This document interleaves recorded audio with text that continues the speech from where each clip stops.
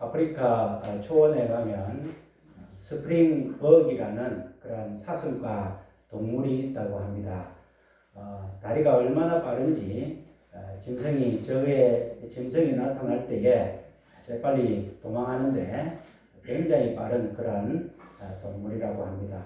점프를 하면 2m, 3m 정도 점프할 정도로 점프력이 좋다고 합니다. 이 스프링벅들이 집단으로 사는데 풀을 뜯어먹고 살다가 적이 나타나거나 이상한 낌새가 치면 한 마리가 놀라서 점프를 하면 다른 무리들도 같이 덩달아 점프를 하는데, 이 사슴들의 특이한 현상이 하나 있는 게 뭐냐면 한 번씩 절벽으로 집단으로 떨어져서 집단으로 죽는 그러한 사건이 생긴다고 합니다. 이유를 살펴보았더니 이 한 마리가 놀라서 발짝 뛰어서 달리기 시작하면 다른 무리도 이유를 묻지 않고 무슨 큰일이 났는가 싶어서 이제 같이 따른다고 합니다. 그러니까 이 집단적으로 막 달리다가 이제 앞에 선두가 막 도망가다가 낭떠러지인 줄 모르고 절벽으로 가는데 그 뒤따라 오는 사슴들이 다 떨어져서 집단적으로 그 무리가 다 죽는 그러한 일들이 생겨난다고 합니다. 이것은 그 이유가 무엇일까? 만약에 그 중에 좀 깨어있는 사슴이 한참 뛰면서 지금 우리가 어디로 가는 것인가? 한번 정신을 차려보자. 무작정 뛰어서 되는 것인가? 라고 한번 자각하는 것이 있다면 집단적으로 다 죽지는 않았을 것인데, 무리가 아무 생각 없이 그냥 그저 다른 사람들과 마찬가지로 무리에 어울려서 살다 보니까 그러한 아픔이 생겨나는 것 같다는 것입니다. 그러니까 빠르다고 좋은 것도 아니고 달리기를 잘한다고 좋은 것도 아니고, 살기 위해서는 어디로 피해야 되는가, 어디로 피하는가가 중요한데, 이 스프링벅 사슴들은 어디로 피하는지 모르고 달리다 보니까 그와 같은 아픔을 당하는 것 같습니다. 지난주에 TV의 유퀴즈 프로에 과거에 주얼리 여성 아이돌 그룹 멤버였던 서인영이라는 가수가 나와서 여러 가지 이야기를 하는 것을 들었습니다. 한참 주얼리가 잘 나갔을 때는 헬기를 타고 공연을 갈 정도로 하루에 7건, 8건 행사가 있어서 그렇게 잘 나갔던, 그래서 화장실 갈 시간도 없어서 그 멤버들이 집단적으로 방광염이 걸릴 정도로 그렇게 정신없이 살았던 시절이 있었다, 그런 이야기를 하면서, 그런데 돈은 많이 벌고 젊을 때 뭔가 어떻게 살아야 될지 모르다 보니까 그 돈을 쓰기 시작했는데, 명품 백에, 명품 구두에, 명품 옷에 그렇게 쓰다 보니까 통장에 있던 100억 가까이를 자기도 모르게 다 써버렸다, 그런 이야기를 합니다. 아버지가 돈 관리를 했는데 하도 돈 내라 하니까 네 마음대로 쓰라 하니까 몇 년 사이에 사치와 허영과 낭비로 100억도 쓰고, 나중에는 이제 더 사고 싶은데 돈이 없으니까 전세로 있던 전세도 빼서 샀던 그러한 삶을 살았다는 것입니다. 그 이후로 이제 2017년에 큰 방송 사고가 나가지고 그때부터 한 1년 쉰다는 게 9년 가까이 지금까지 쉬어서 늘 술에 취하여서 또 온갖 그러한 아픔에 참 사는 것 같이 살지 못한 그러한 삶을 살고, 또 2번 정도의 자살 시도도 했는데 뭐 어쩌저쩌 하다 보니까 다시 살게 되고, 몸무게도 포식증에 걸리니까 몸무게도 얼마나 많이 늘었는지 삶이 말이 아닌 그러한 삶을 살았다. 그가 이제 방송을 다시 시작하면서 자기 유튜브에 또 방송에 이름 붙인 이름이 뭐냐면은 개가 천선한 서인영이라는 그러한 제목으로 이제 새롭게 되었다는 것입니다.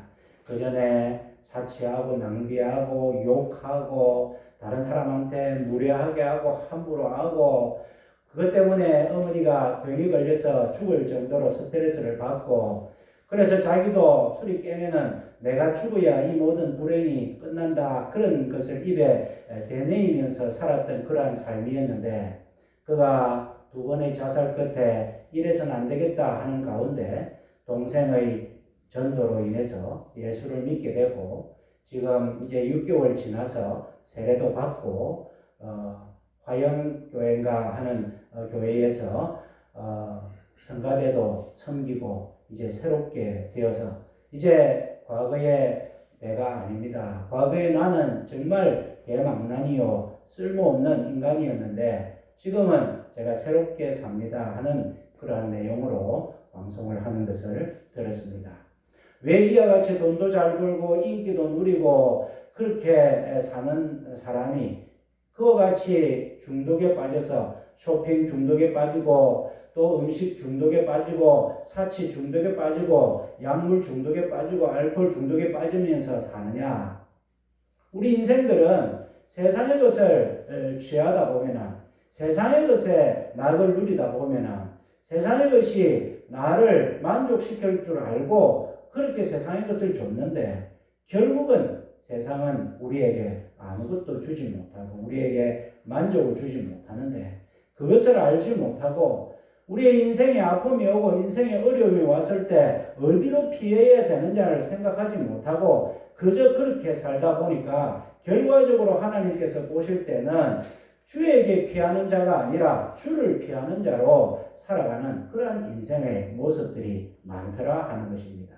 사람이 살다 보면 어려움이 생깁니다. 그러면 도망을 가고 싶습니다. 사랑을 피하고 책임을 피하고 관계를 피하고 모든 것을 다 피하고 술에 의존하여서 약물에 의존하여서 쾌락에 의존하여서 그렇게 사는 것이 인생인데 우리가 목이 마르다고 해서 갈증이 생긴다고 해서 바닷물을 먹을 수 없는 것처럼 바닷물을 먹을 때 우선은 시원한지 몰라도 그 염분 때문에 점점 더 갈증이 생겨나는 것처럼 우리의 인생이 갈증이 생겨서 세상의 것으로 한번 채워보려고 하면 점점 더 세상의 것이 우리를 만족시키지 못하고 더 갈증을 유발하는데 사람들은 어디로 피해야 되는지 모르고 그렇게 살아가면서 결국은 죽음으로 망하는 길로 가면서 살아가는 사람들이 얼마나 많은지 모른다는 것입니다. 스프링버그라는 그 사슴의 집단도 자기들이 어디로 가는 줄만 알았다면 그렇게 다 죽는 일은 없었을 것인데 어리석은 그 동물의 본성으로 자신의 빠름만 믿고 달리는 것만 믿고 살다 보니 그렇게 앞일을 모르고 배가 망신하는 것처럼 우리 인생도 마찬가지다는 것입니다. 세상에 취하여서 세상이 주는 달콤함에 세상이 주는 쾌락에 거기에 빠져서 점점 더 빠지면 빠질수록 더 갈증이 생기는 그것을 우리가 중독이라고 하는데 사람들은 일 중독, 알코올 중독, 약물 중독, 술 중독 얼마나 많은 중독으로 사람들이 자기 인생을 망치는지 모른다 하는 것을 보게 됩니다. 우리 예수 믿는 사람들은 그렇지 아니합니다. 세상 사람들이 왜 세상에 빠져서 사느냐? 그들에게는 소망이 없기 때문이다 하는 것입니다. 내가 나중에 내 삶이 어떻게 될지, 나를 지켜보시는 분이 계시는지, 그분이 나에게 무엇을 원하시는지, 그분이 기뻐하시는 것이 무엇인지 그것을 모르기 때문에 세상 사람들은 세상에 빠져서 그저 그렇게 하루하루가 주는 그러한 쾌락에 빠져서 만족에 빠져서 사는데 결코 만족하지 못한 삶을 삽니다. 우리들은 하나님을 압니다. 믿음이 무엇이냐? 믿음은 바라는 것들의 실상이요 보지 못하는 것들의 증거라 하였습니다. 우리가 보지는 못하지만 먼 미래에 있어서 바라기만 하지만은 그러나 우리 마음속에 하나님이 계시고 예수 그리스도께서 우리를 살리기 위하여 십자가를 지셨고 그분을 믿으면 그분이 부활한 것처럼 우리도 부활하여서 영원한 세계에서 영원한 기쁨의 삶이 있다는 것을 알기 때문에 우리는 세상의 것에 만족하지 아니하고 세상의 것에 집착하지 아니하고 하나님을 바라봄으로 경건과 절제와 감사와 기쁨의 삶을 살아가는 것이 우리 그리스도인의 정체성이다. 그렇게 말씀드릴 수 있습니다. 참 신앙이 무엇입니까? 내가 소원하는 것이 있어서 내 소원대로 하나님께서 다 들어주시는 것, 그것이 참 소망이 아니라 내 뜻대로 되지 않는다 하더라도 하나님의 뜻을 깨닫고 그분의 뜻대로 살아가는 것이 나에게 기쁨이요 영광이라는 사실을 알면서 감사하며 사는 것이 참 신앙이라 그렇게 말씀드릴 수 있습니다. 세상 사람들은 우상을 만듭니다. 그 우상에 나의 소원을 투영합니다. 나의 바라는 것을 투영합니다. 그리고 그 우상에게 복을 달라고 빕니다. 그 우상이 나에게 복을 주지 아니하면 그 우상은 신도 아니요 나와 아무 관계없는 그러한 것으로 치부하는 그러한 신앙을 갖는 것이 바로 우상신앙이라 하는데, 우리는 우리의 뜻을 하나님께 투영하는 것이 아니라 비록 내 뜻대로 되지 않는다 하더라도, 나의 삶에 아픔이 있다 하더라도, 그러나 하나님이 계시고 하나님이 내 삶에 개입하시고 계획이 있으시다는 것을 알기 때문에 우리는 어려움이 와도 하나님을 바라보고 기뻐하며 평강 가운데 누릴 수 있는 것이 우리 신자의 삶이다 하는 것입니다. 우리가 자식 때문에 어려움을 많이 겪습니다. 자식이 만약에 장애가 있는 것을 발견하게 됩니다. 모든 부모의 마음은 내려앉겠죠. 왜 나에게 이런 일이 생길까 그렇게 고민을 합니다. 그러나 불신자는 거기에서 좌절하고 한탄하고 때로는 그 자식을 미워하기도 하고 자기 인생을 원망하기도 합니다만은, 그러나 참 신앙을 가진 사람들은 그렇게 생각하지 않고 그 어려운 가운데서도 하나님께서 왜 이런 힘든 자녀를 나에게 맡겼을까 라고 하나님의 뜻을 묻다 보니까 하나님께서 이 연약한 아이를 내가 아니면 돌봐줄 수 없는 그러한 아이이기 때문에 하나님께서 나를 믿고 보내주셨고 나를 통하여서 이 아이에게 최선을 다하여 케어해라고 하나님이 붙여주셨구나 라는 하나님의 뜻을 깨달으면 그 불행이 아니라 하나님께 감사가 되고 그것 때문에 더 힘이 생겨나고 그것 때문에 또 하나님께 더 영광을 돌려드리는 삶을 사는 것이 바로 우리 참신앙의 사람의 삶이다. 그렇게 말씀드릴 수 있습니다. 오늘 시편 5편의 말씀은 다윗의 시인데, 이 시는 다윗이 아들 압살롬의 반역에 의해서 쫓겨나면서 도망하면서 살 때에 그때 지은 시입니다. 다윗이 30세에 이스라엘의 왕이 되고 지금 이제 50살 정도 되었는데 압살롬은 30살 정도 되었습니다. 이 압살롬이 욕심을 가지고 아버지 다윗을 죽이려고 하고 쿠데타를 일으켰을 때 다윗은 아무것도 가지지 못하고 졸지에 갑자기 왕궁을 도망 나오는 그러한 상황이었습니다. 그가 나올 때 신발조차도 신고 벗고 나왔는지 신고 나왔는지는 모르겠지만 사무엘 하 15장 30절에 보면 다윗이 감람산 길로 올라갈 때에 머리를 가리우고 맨발로 울며 올라갔다 하는 말씀이 있습니다. 무슨 말씀입니까? 이제 아들 압살롬의 쿠데타로 인해서 도망 나왔지만 자기 자신을 돌아볼 때에 압살롬 아들한테 이런 일을 당하다니, 하나님께서 맡겨주신 이 이스라엘 나라를 제대로 하지 못하고 내 죄 때문에 내가 이런 일을 당하는구나.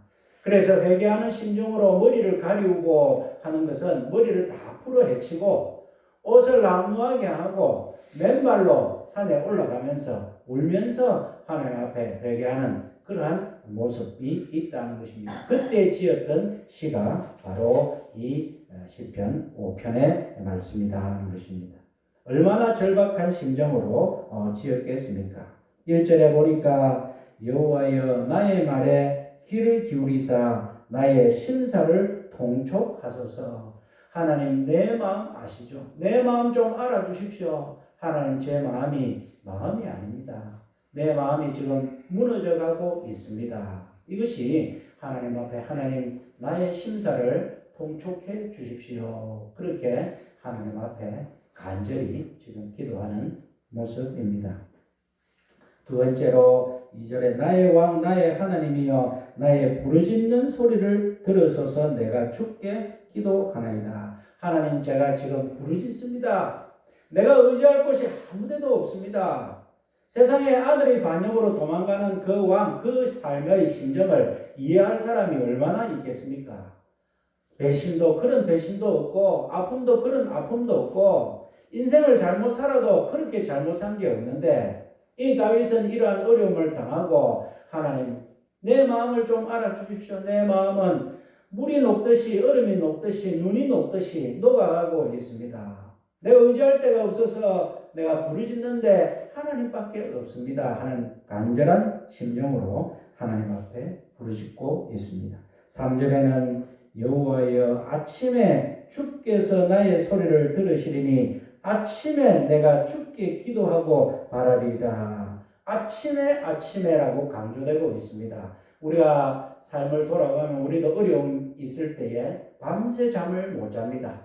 이래볼까 저래볼까 이럴까 저 사람을 만날까 이런 일을 해볼까 밤새 고민하다가 잠을 못 자고 아침을 맞이할 때에 아침에 뭔가 살아야 되는데 아무런 희망이 없을 때에 우리가 그 아침을 어떻게 생각하겠습니까?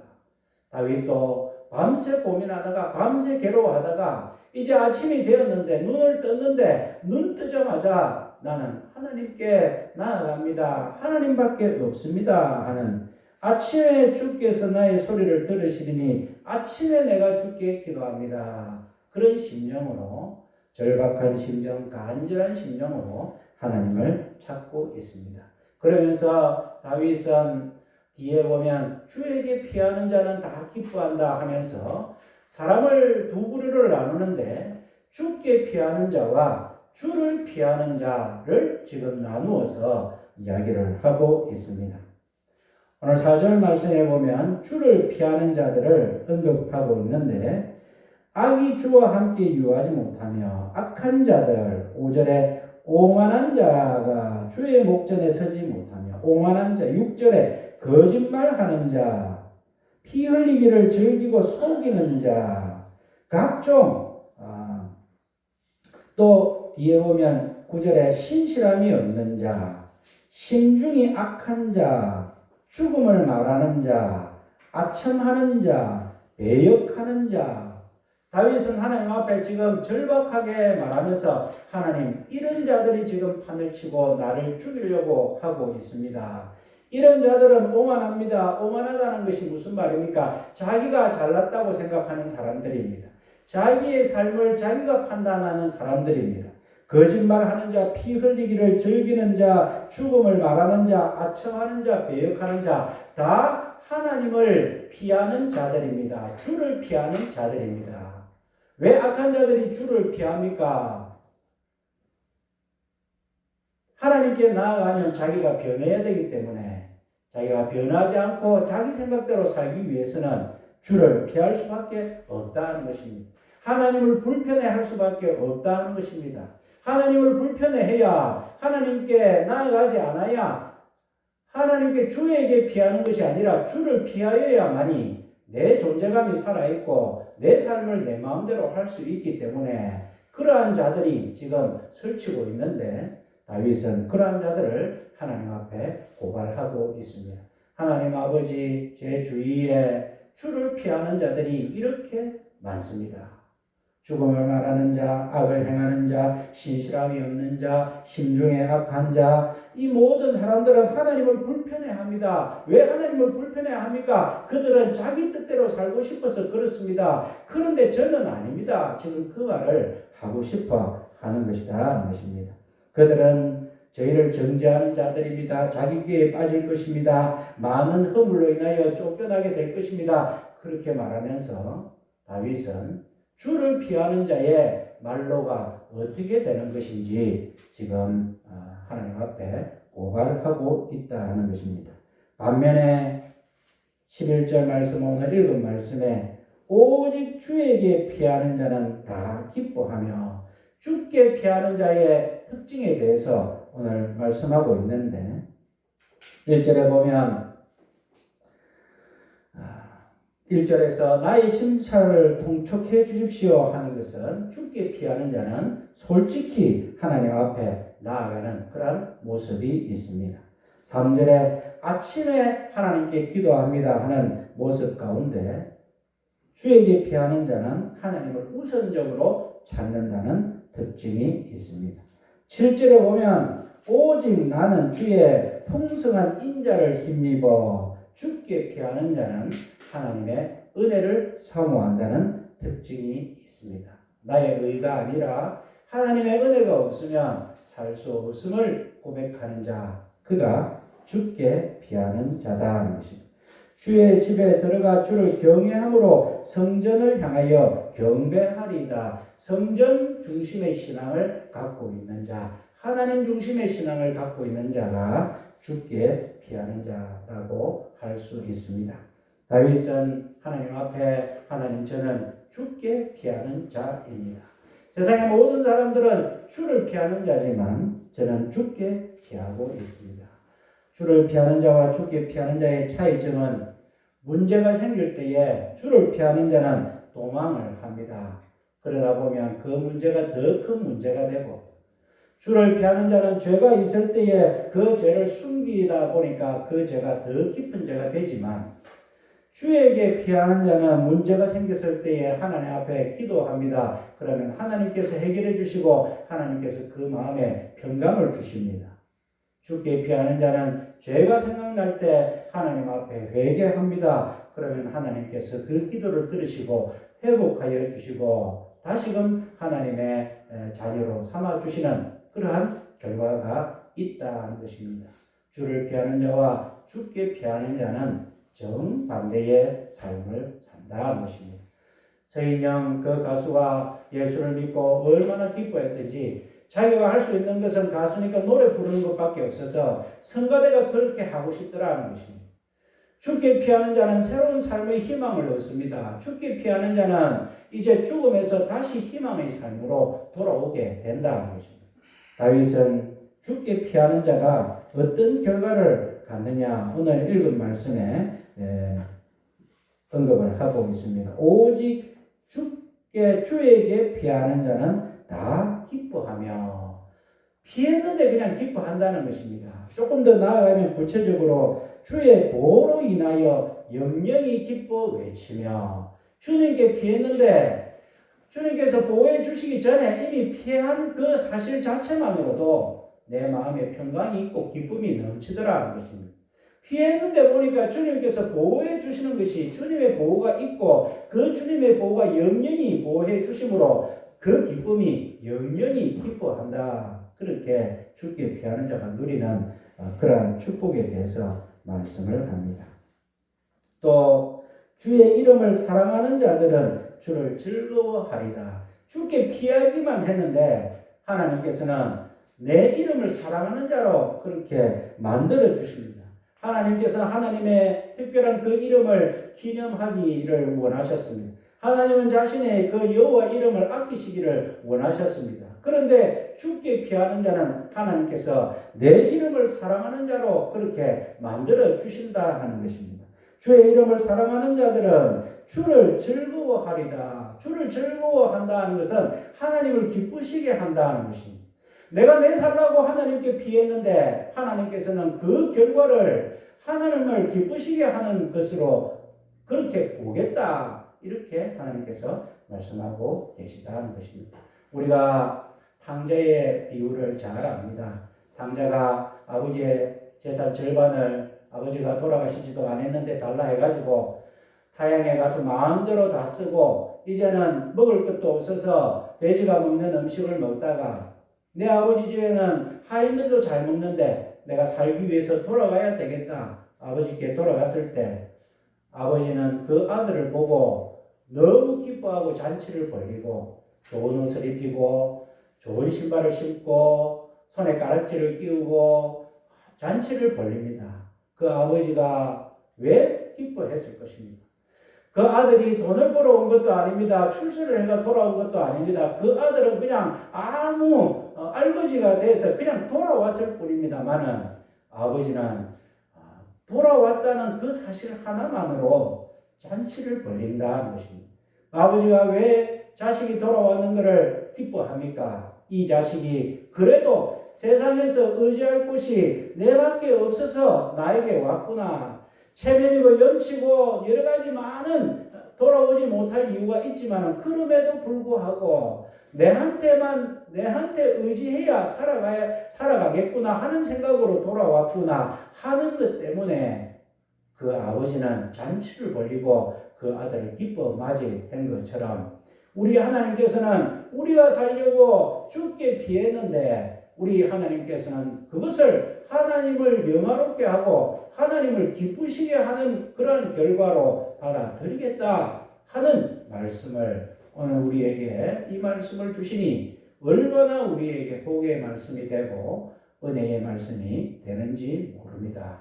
우리가 살기가 힘들어서 여러 가지 어려움이 있어서 이래볼까 저래볼까 하다가 우리가 마지막 방법으로 주께 피하여서 참 미안하고 부끄럽고 염치가 없지만 주님께 피하였는데 그냥 주님께서 마지 못해서 그냥 예정을 생각해서 우리를 보호해 주시는 것으로 끝나는 것이 아니라 내 이름을 사랑하는 자로 나를 영화롭게 하는 자로 나를 기쁘게 하는 자로 내가 너를 삼겠다. 네가 한 역할이 바로 그 역할이니 내가 너를 얼마나 기뻐하겠나. 그런 말씀을 주시는 것이 죽게 피하는 자가 받는 축복의 결과다 하는 말씀을 오늘 우리에게 주시고 계시다는 것입니다. 시편 37편 11절에 또 여호와를 기뻐하라. 저가 내 마음의 소원을 이루어 주시리로다. 우리가 우리의 소원대로 되는 것이 얼마나 기쁩니까마는 하나님께서는 때로는 우리의 소원대로 안 하시고 하나님의 소원대로 하시는 것이 우리의 소원보다 더 클 때에 그렇게 하십니다. 그러다 보니까 우리가 생각하는 우리의 소원이 달라지게 되는 것입니다. 오직 여호와를 기뻐하라. 하나님을 기뻐했는데 하나님께서는 우리의 모든 소원, 우리가 갖고 있는 소원보다 더 큰 소원으로 채워주시는 놀라운 역사가 있다. 그렇게 말씀을 하십니다. 느헤미야 8장 10절 말씀에 여호와를 기뻐하는 것이 너희의 힘이니라. 우리가 하나님을 기쁘시게 하는 것이 우리의 힘이다 했습니다. 우리가 무엇으로 살아갑니까? 이 세상에 육신의 힘은 밥 힘으로 에너지가 있어야 살아갑니다만 우리의 영의 삶의 힘은 여호와를 기뻐하는 것이 있어야 되는데 우리가 어떻게 하나님을 기쁘시게 할 수 있겠습니까? 하나님께 물질을 드리면 기뻐하겠습니까? 하나님께 열심을 드리면 기뻐하겠습니까? 하나님께서는 모든 것이 부족함이 없으신 분이신데 오늘 말씀에 따르면 하나님께서 우리가 살다가 의지하다가 의지할 곳이 없어서 우리 하나님 앞에 피하면 죽게 피하기만 하면 하나님께서 그것을 기뻐하시고 그 기쁨이 우리의 힘으로 만들어 주셔서 우리를 살게 해주시고 우리를 영영이 즐겁고 승리하게 해주신다는 말씀을 우리에게 주시고 계시다는 것입니다. 이 세상에 너무 깊이 빠지지 아니하고 세상이 너무 재밌어서 깊이 빠지기도 하고 세상이 너무 힘들어서도 깊이 빠지기도 하지만 우리의 삶은 무엇을 피하느냐가 중요한 것이 아니라 책임을 피하고 인생을 피하고 관계를 피하고 친구를 피하고 사람을 피하는 것이 중요한 것이 아니라 어디로 피하는 것이 중요한데 죽게 피할 때에 주님께서는 우리를 보호해 주실 뿐만 아니라 우리의 소원을 들어주실 뿐만 아니라 우리로 통하여서 영영이 기뻐하셔서 우리의 하나님의 즐거움으로 우리를 인정해 주신다는 그런 놀라운 사실을 우리가 믿으시고 여호와를 기뻐하는 것이 우리의 힘이니까 우리가 죽게 피하는 것이 여호와를 기뻐하는 것이라 그렇게 믿으시고 우리의 삶 가운데 세상 의지하지 말고 오직 주님께만 피하는 우리 모두가 되시기를 주님의 이름으로 축원드립니다. 사랑과 은혜의 하나님 아버지, 믿음을 가진 우리들도 때로는 살기가 힘들고 여러 가지 어려움을 당하여서 세상의 것에 의지할 때가 많이 있고 그 결과적으로 주를 피하는 삶을 살 때가 많이 있는데 하나님 우리의 잘못을 용서하여 주시고 다윗이 절제절명의 삶 가운데서 주께 피하여서 하나님께서는 그 피함을 기쁨으로 받아주시고 영영이 보호해 주시고 모든 것이 회복되어서 하나님의 하나님이 기뻐하시는 것이 우리의 힘이 되도록 만들어 주심을 깨닫고 감사를 드립니다. 하나님 아버지, 우리가 무엇으로 하나님을 기쁘시게 하겠습니까? 우리가 하나님께 피하는 그러한 삶을 하나님께서는 기뻐하신다고 하셨사오니 우리의 인생에 다른 것 의지하지 아니하고 오직 하나님께만 피하는 우리의 삶들이 되게 하여 주시옵소서. 모든 말씀을 예수님 이름으로 기도하옵나이다. 아멘.